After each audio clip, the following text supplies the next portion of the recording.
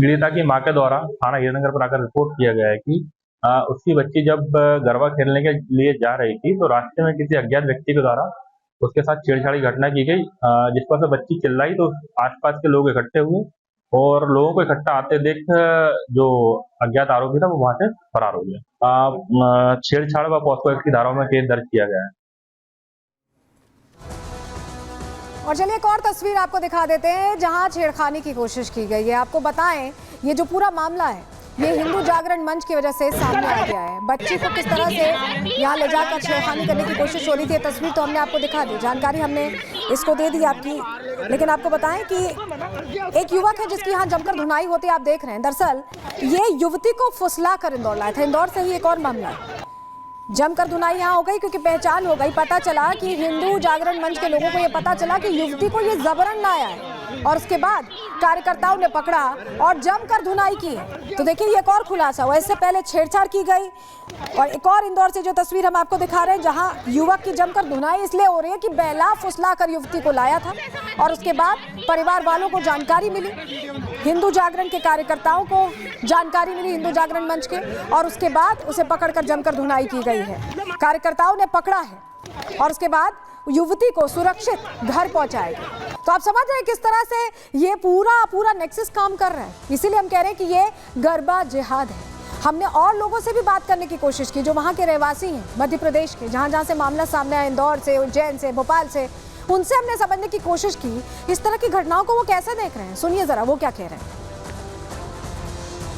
पूर्णतः गैर कानूनी है और ये तो आदतन अपराधी रहते हैं और इसके लिए सबसे सही उपाय यही है कि आमंत्रण पत्र भेजें। जिनके पास है या आमंत्रण पत्र है कृपया वही प्रवेश करें, अन्यथा बिल्कुल भगा दिया जाए इनको। क्योंकि क्या ये जानबूझ के अंदर जाना, वही जो है लव जिहाद और ये सब जानबूझ के फंसाना लड़कियों को। और थोड़ा बहुत हमारे यहाँ पे समाज में जागरूकता लड़कियों को स्पेशली लाना पड़ेगा। ये समस्या निरंतर बढ़ती जा रही है। आप देखेंगे कि गरबा पंडालों में मुस्लिमों की संख्या आईडी बदलकर वो प्रवेश करते हैं और फिर हिंदू माताओं बहनों के साथ लव जिहाद जैसा घटनाओं को घटित करते हैं। सबसे बड़ी गलती तो पंडाल वालों की है जो बिना चेक बगैर आईडी के, जैसे कुछ आईडी बना के फ्रॉड मतलब फेक आईडी बना के एंट्री कर लेते हैं, तो प्रॉपर चेक करना चाहिए। और जो पंडाल वाले बगैर आईडी चेक किए बिना एंट्री देते हैं तो उन पर सख्त कानूनी कार्रवाई करनी चाहिए और मेरे हिसाब से तो उनको जेल होनी चाहिए। उनमें ज़्यादातर मुसलमानों का नाम आता है। अब क्यों आता है वो सोचे मुसलमान लोग, रणनीति तो है ही, कोई प्लानिंग है। उनके धर्म में लिखा है जिहाद करो और कब्जा करो, ये लिखा है उनके धर्म में, तो उसको फॉलो कर रहे हैं। वो धर्म का कारण कर रहे हैं, आपके कारण नहीं कर, हिंदुओं के कारण, उनके धर्म में लिखा है। तो देखिए लोग ये कह रहे हैं कि ये गरबा जिहाद के बाद लव जिहाद की तैयारी है और पूरे मामले में लोगों का ये भी कहना है कि पुलिस के हवाले कर देना चाहिए। वहीं जो विपक्षी पार्टी है वो भी ये कह रही है कि पिटाई ना करें, पुलिस के हवाले कर दें। भारतीय जनता पार्टी भी प्रश्न खड़े कर रही है जिस तरह के मामले सामने आ रहे हैं, जिस तरह का माहौल हिंदू त्योहारों को लेकर हो रहा है। सुनिए जरा। नहीं, देखिए धार्मिक सामाजिक आयोजन में वहां के नियामक संस्थाओं के द्वारा तय किए गए नियम सभी लोगों को पालन करना चाहिए। कोई भी शरारती, कोई भी नियमों को तोड़ने वाले लोग समाज को मंजूर नहीं होंगे और मध्य प्रदेश की सरकार उस पर कठोर कार्रवाई करेगी। पहले भी इस तरह के मामले आए हैं जब धर्मांतरण के लिए, जब शोषण के लिए इस तरह के प्रयास किए जाते हैं। मध्य प्रदेश की सरकार ने उस पर सख्त कानून बनाया है और जब भी शिकायतें आएंगी उस कानून के तहत कठोर से कठोर कार्रवाई की जाएगी। कि मुस्लिम भाइयों से कि जब गरबा जो लोग कराते हैं, अगर वो नहीं चाहते कि आप वहाँ पहुँचो या आपको पासेस नहीं मिल रहे हैं तो मैं समझता हूँ नहीं जाना चाहिए। और ये कई काजी साहब लोगों ने भी अपील की है कि मुस्लिम युवा भाई वहाँ ना जाए, लेकिन वो अगर जा पाएँ और इसमें जो भी पुलिस या जो संगठन ये जिनके पास इन सब चीज़ों को रोकने की व्यवस्था थी, अगर वो नहीं रोक पाए तो ये उनका भी फेलियर है। तो प्रश्न इसीलिए पूछे जा रहे हैं क्योंकि मामले ऐसे सामने आ रहे हैं, बार बार ये जिहाद का अलग अलग पैटर्न हर तरह से प्रश्न खड़े कर रहा है कि आखिर हिंदू त्योहारों पर किसकी ये साजिश है कि वो माहौल खराब करना चाहते हैं। आप भी सतर्क रहिएगा, सावधान रहिएगा, ये खबर इसीलिए आपको दिखा रहे हैं। चलिए आगे बढ़ते हैं, अगले सेगमेंट का रुख करते हैं और अब बात करने वाले हैं वॉर जोन की, क्योंकि इजराइल अपना एक्शन प्लान तैयार कर चुका है और इसको लेकर हरी झंडी मिल चुकी है सीधे अमेरिका से।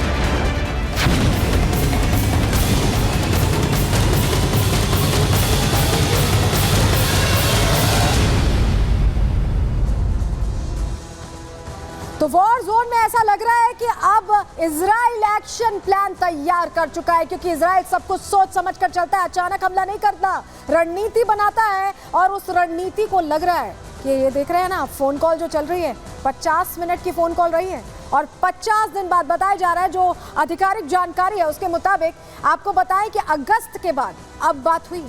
और ये जो 50 दिन बाद बात हुई है, इसमें 50 मिनट की बात का सार यही है कि इजराइल ने तय कर लिया है कि ईरान में कहां अटैक करना है, और बाइडेन ने हरी झंडी दे दी और कमला हैरिस से भी बात हुई है, क्योंकि वहां पर भी सिनेरियो अमेरिका में बदलने वाला है। तो पूरी तरह से बातचीत करके अब नेतन्याहू एक्शन प्लान तैयार कर चुके हैं। कैसे एक्शन प्लान तैयार कर चुके हैं, चलिए आपके सामने जल्दी से हम जानकारी रख देते हैं, क्योंकि जो बातचीत हुई है उसमें एजेंडा फिक्स कर लिया गया है। ये तय कर लिया गया है कि कहां कहां अटैक करना है, पिन पॉइंट अटैक कैसे करना है और कैसे ईरान को घुप अंधेरे में झोंक देना है। क्यों हम ऐसा कह रहे हैं, चलिए जल्दी से जानकारी आपके सामने रख देते हैं। बाइडेन और नेतन्याहू की आप देख रहे हैं फोन कॉल चली है और 50 मिनट तक दोनों नेताओं की बातचीत हुई है। बाइडेन के साथ कमला हैरिस भी इस बातचीत में मौजूद थी, कुछ और अधिकारी भी थे और लंबी बातचीत हुई है, यानी रणनीति तय हो गई है। लेबनान में ग्राउंड ऑपरेशन पर भी चर्चा हुई है, क्योंकि आपको बताएं कि इजराइल ने बफर जोन क्रिएट कर लिया है लेबनान में। बफर जोन मतलब कि अपनी सेनाओं का पूरा ठौर ठिकाना बना लिया है। लेबनान का जो बॉर्डर एरिया है इजराइल के साथ, वहां पर गाजा पट्टी में ऑपरेशन पर भी बात हुई है। उसका क्या प्रोग्रेशन है, क्योंकि 1 साल हो गए, आप समझ रहे हैं कि 1 साल हो गए यहाँ पर युद्ध होते हुए, और गाजा पट्टी में हमास के जो ठिकाने थे वो तो फ्लैट हो चुके हैं, नेस्तनाबूत हो चुके हैं। ईरान के परमाणु और पेट्रोलियम निशाने पर हैं। नेतन्याहू ने बाइडेन को अपना पूरा एक्शन प्लान ब्रीफ कर दिया, बता दिया है, क्योंकि अमेरिका लगातार समर्थन भी कर रहा है, हथियार भी दे रहा है। बाइडेन ने नेतन्याहू को अपना समर्थन दे दिया, यानी हरी झंडी अमेरिका से मिल चुकी है। इस बातचीत को काफ़ी इंपॉर्टेंट माना जा रहा है, काफ़ी अहम माना जा रहा है, क्योंकि 50 दिनों में पहली बार ऐसी बातचीत हुई है। और बातचीत का निष्कर्ष क्या निकला है ये कुछ ही दिनों में पता चल जाएगा, क्योंकि लग रहा है कि अब इजराइल ज़्यादा वक्त बर्बाद नहीं करने वाला है। वहीं आपको बताएं कि विदेश विभाग के प्रवक्ता, यूएस के विदेश विभाग के प्रवक्ता मैथ्यू मिलर से भी ये समझने की कोशिश की गई कि आखिर प्लान ऑफ एक्शन क्या है, तैयारी कितनी बड़ी है, अमेरिका किस तरह से बैक कर रहा है। इन तमाम सवालों का जवाब देते हैं आपको, सुनिए। That the diplomatic resolution that we want to see is the full implementation of United Nations Security Council Resolution 1701. That has been our priority, and it's what you've heard from the United States going back to the immediate days after October 7th when Hezbollah began launching rocket attacks against Israel.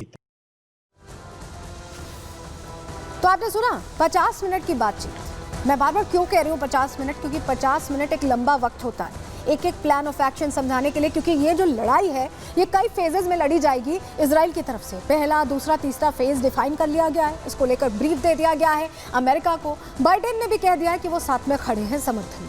तो क्या plan of action है, चलिए आपको जल्दी से बता देते हैं। ईरान पर हमले की रणनीति क्या रहने वाली है। नेतन्याहू और बाइडेन ने इसको लेकर बातचीत की, रणनीति तैयार की, क्योंकि बदला लेना चाहता है इजराइल। इजराइल चाहता है कि हिसाब हो जाए और इसके लिए उसने लंबी बातचीत की।